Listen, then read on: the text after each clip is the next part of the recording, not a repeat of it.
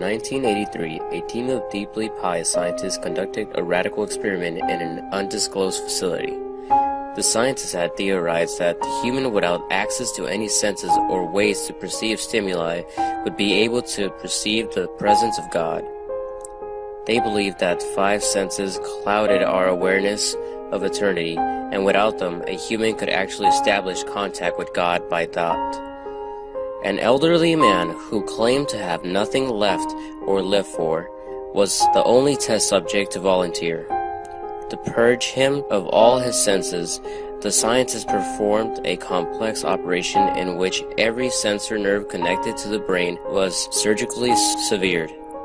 Although the test subject retained full muscular functions, he could not see, hear, taste, smell, or feel.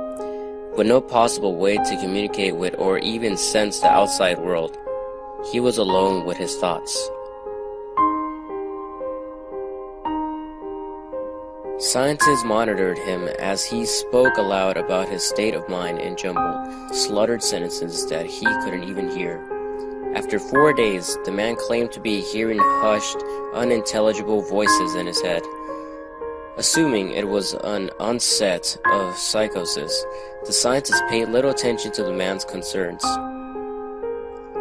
2 days later, the man cried that he could hear his dead wife speaking with him, and even more, he can communicate back. The scientists were intrigued, but were not convinced until the subject started naming dead relatives of the scientist. He repeated personal information to the scientists that only their dead spouses and parents would have known. At this point, a sizable portion of scientists left the study.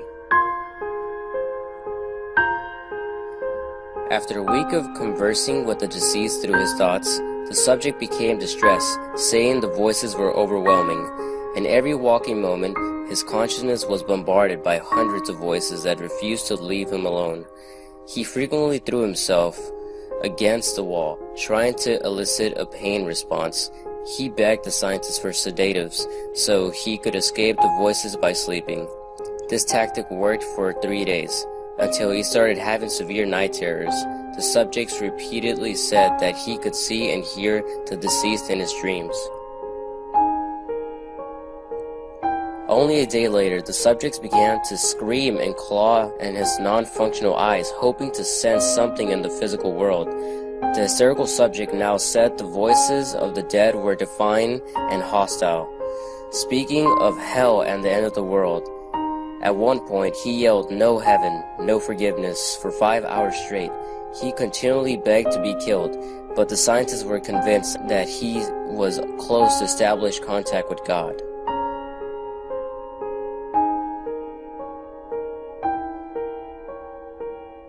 After another day, the subject could no longer form coherent sentences. Seeming mad, he started to bite off chunks of flesh from his arm.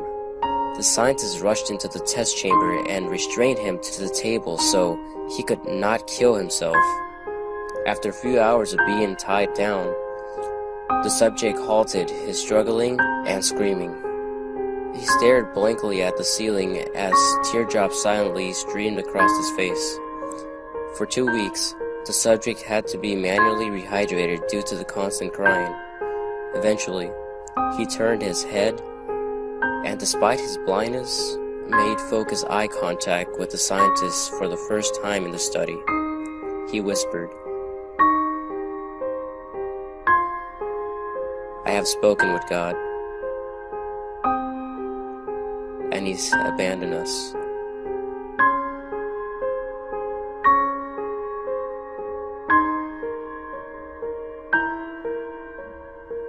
And his vital signs stopped.